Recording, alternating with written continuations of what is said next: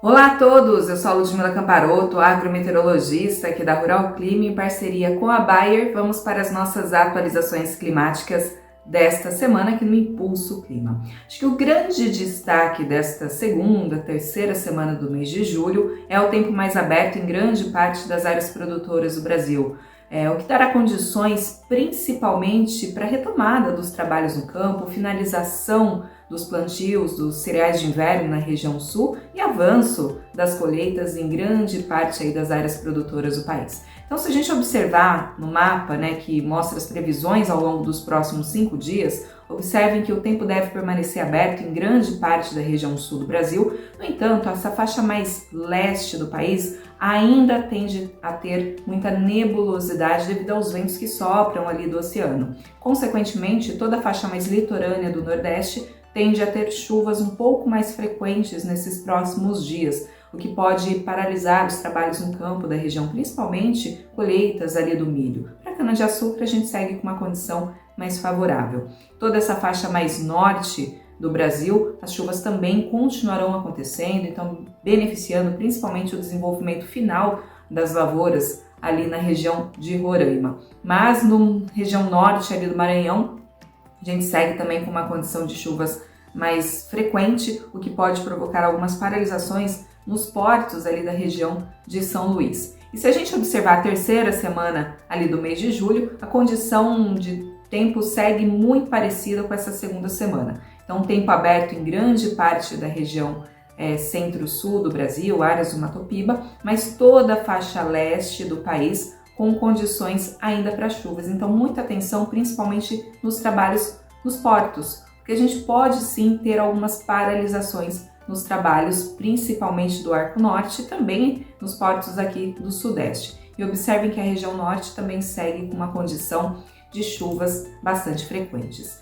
Em relação às temperaturas mínimas, observem que ao longo da semana nós teremos aí temperaturas ainda baixas em toda essa faixa mais leste do país. Desde o Rio Grande do Sul, passando pelo Paraná, São Paulo, grande parte de Minas Gerais e até mesmo grande parte da Bahia. Claro, as mínimas ficam em torno ali de 10, 8 graus de mínimas, 12 em algumas regiões, mas observem que toda essa faixa leste, ela sempre tende a ter temperaturas um pouco mais baixas comparada a essa faixa aqui do Mato Grosso, Rondônia, essa faixa mais oeste do país. E essa vai continuar sendo uma tendência ao longo dessas próximas semanas. Como gradativamente as temperaturas voltarão a se elevar, a gente pode sim ter também uma grande amplitude térmica. As máximas, principalmente durante a tarde, se elevam, mas as mínimas continuam mais baixas. E eu acho que um grande ponto de atenção, pessoal, ao longo principalmente do mês de julho, a gente sabe que vai ser um mês um pouquinho mais seco. Mas se a gente observar o mapa do mês de agosto, observem como a gente já tem uma condição de mais chuvas acontecendo em áreas do Sudeste, até mesmo na região central do Brasil, Rondônia. Então a gente já começa a observar algumas chuvas avançando pela região central no mês de agosto, principalmente pensando na segunda quinzena. Então é um ponto de atenção, principalmente pensando em colheitas do algodão, tá? Então muita atenção a essas condições.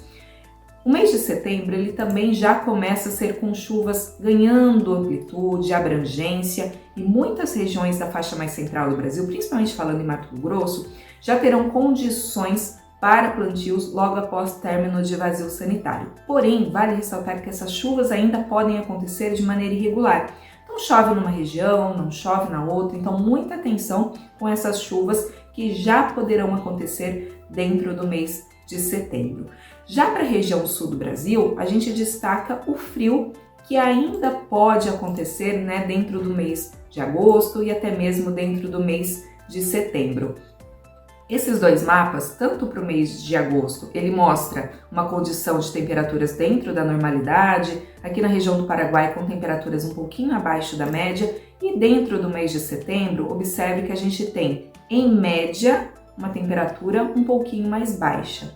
E o que isso pode mostra pra gente? Com essa condição de clima neutro negativo que a gente deve ter ali no início da primavera, as entradas de massas de ar frio ainda poderão acontecer de maneira mais tardia esse ano.